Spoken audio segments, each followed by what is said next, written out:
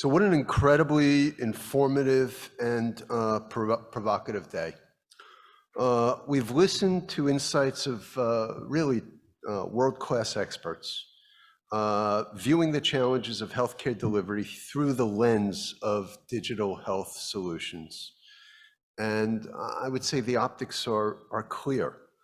From this morning, starting with Dr. Jospitra, we learned of the importance of integrating biological and psychiatric health, all in terms of virtual mental health care. Cole then reflected on the paradox that while cancer has emerged as the main cost driver of self-insured employers, that it has lagged behind in digital health investment. He spoke about MSK Direct and the goal of addressing the total burden of cancer.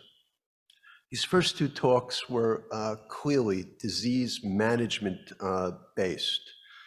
Rama reminded us of the importance of using technology to deliver process efficiencies, review the innovation diffusion curve, and explained why Moore's law simply doesn't apply to the operational processes in the pharma industry.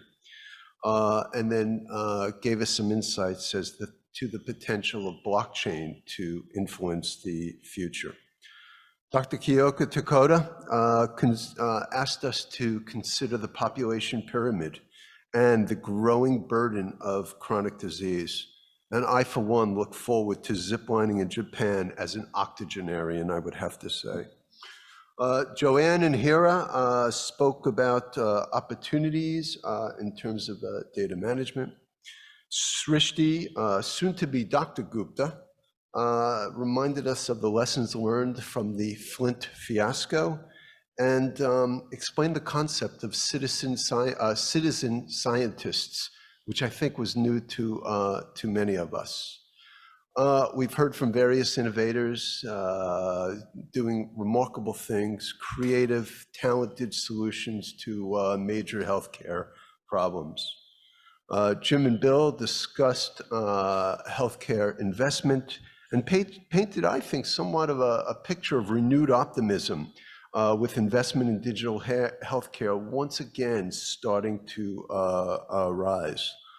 Laurent, Omar, and Janine spoke about the importance of women's health, and especially the transition to menopause, which personally I'm not sure only applies to women.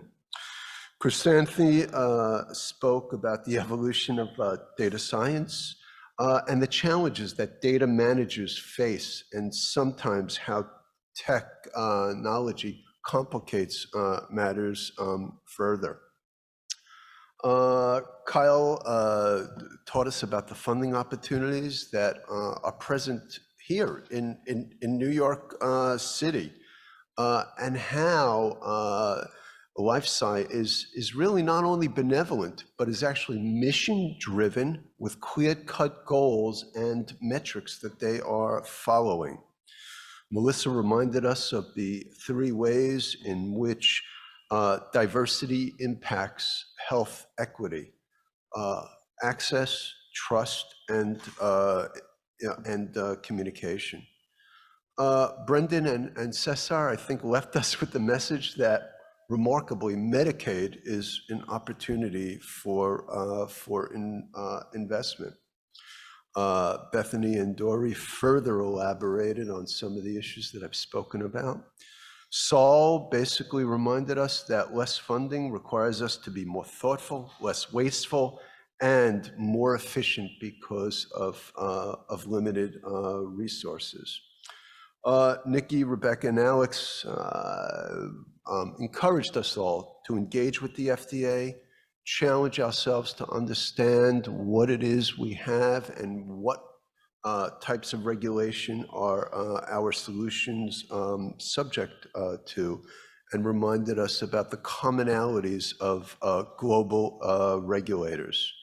Mark introduced us to Microsoft's Founder Hub, which, in my opinion, does everything except make a good martini and provide babysitting services. Maybe they can work on that.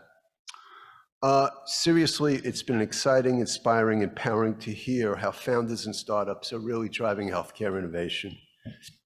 I'm humbled. I'm a physician, I'm a provider, and yet much of the innovation that I see and much of what I am going to be doing in the future, hopefully for many years, but more importantly, what my students of medicine are going to be practicing is really driven by the private sector. I'd like to thank Stan and Jerry and the entire HITLAB team for bringing such vast and diverse expertise together in today's forum. I'm going to leave you with one last Brooklyn phrase, and that is happy hour.